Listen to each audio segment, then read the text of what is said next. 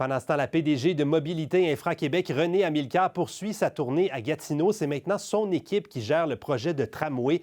Elle est avec nous en studio. Bonsoir, Mme Amilcar. Bonsoir, M. Nadeau. Vous avez rencontré déjà beaucoup de monde, la mairesse de Gatineau, la STO. Quelle est votre appréciation du dossier du tramway? Avez-vous quelque chose de bien ficelé déjà pour commencer à travailler? Je suis très contente d'être présente ici parce que je vois que ce sont des gens là, qui sont passionnés, qui veulent que le projet se fasse et qui vont être mes alliés dans ce projet-là. Donc, je sens une forte collaboration et j'en suis très heureuse. Là, on a certaines craintes par rapport au financement. On le voit encore aujourd'hui alors que Québec annonce des compressions à la STO. Beaucoup de gens disent, vous y croyez peut-être au projet, mais allez-vous avoir les moyens de le réaliser? Vous répondez quoi à ça? Moi, j'ai une vision, j'ai une passion, j'ai de l'énergie à mettre dans ce projet-là. C'est clair que le fait que le mandat soit clair, que le mandat que le ministre m'a confié est clair, c'est-à-dire analyser, optimiser et trouver des pistes de financement pour pouvoir réaliser le projet. Donc, dans ce cadre-là, si on va chercher le financement, on va être en mesure de réaliser le projet. Et ça, je suis confiante et je suis contente aussi de pouvoir éventuellement le réaliser. Et quand vous dites chercher le financement, si ça ne vient pas du gouvernement, ça vient d'où? On a plusieurs modes qu'on est en train justement d'élaborer, comme par exemple, vous savez, les modes de collaboration, des modes alliance. Donc, ça fait en sorte qu'on fait on travaille avec les contracteurs, puis on met carte sur table, on s'assure des vrais prix dès le début, on prend des risques ensemble.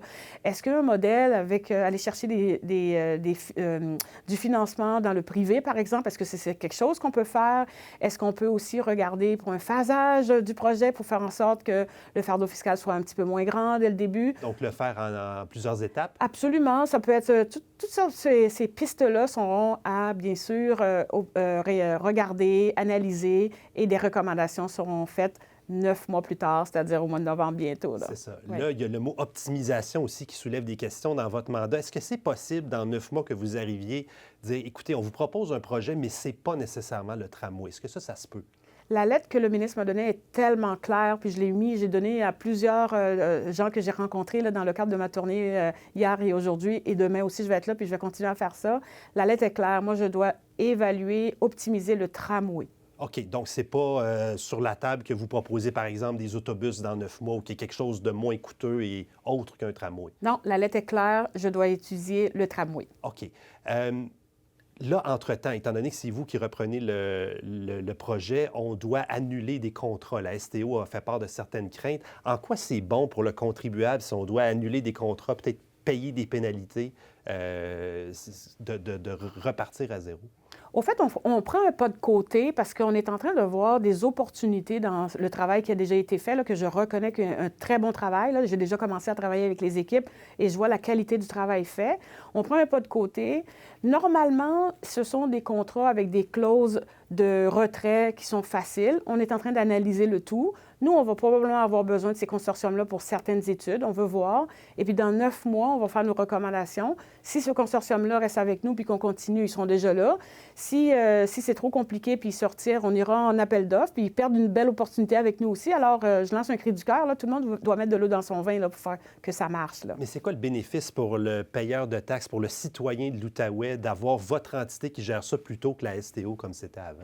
Mobilité Infra-Québec a été créée justement pour regrouper des experts sous un même toit pour pouvoir faire plusieurs mandats, pour éviter justement l'éparpillement de plusieurs bureaux de projet puis qui coûtent très, très cher. Ensuite, les gens s'en vont avec leurs connaissances, leurs expertises, puis on recommence. Et des fois, on va même les embaucher via le privé pour nous aider à faire le travail. Donc là, Mobilité Infra-Québec va regrouper au sein même de ces bureaux tous les experts et on va gérer tous les projets. On va aller chercher des économies d'échelle. On va apprendre de nos erreurs. On va s'inspirer des meilleurs dans le monde aussi pour pouvoir bien faire. Et donc, le fait de tout regrouper ensemble, clairement, les contribuables, ils sont gagnants. Et le fait qu'il n'y ait pas un appui vraiment hyper important pour le tramway à Gatineau, le dernier sondage qu'on a fait, c'était 53 en faveur, 39 contre. Est-ce que ça pèse dans la balance de ce que vous évaluez? Mobilité Infra-Québec, nous, on va se baser sur la science, sur les faits. Mon expérience partout dans le monde, quand on s'en va en Europe, des villes comme Gatineau ont vraiment des projets structurants de transport Gatineau mérite un transport structurant. Donc, si on est capable d'être proactif, de faire preuve de créativité, d'aller chercher du financement, on va être capable de créer justement ce transport structurant-là à Gatineau. Et là, vous terminez des rencontres en Outaouais dans les prochains jours. Il vous reste quoi à faire? Demain, je rencontre le fédéral. La semaine prochaine aussi, je reviens pour rencontrer le fédéral.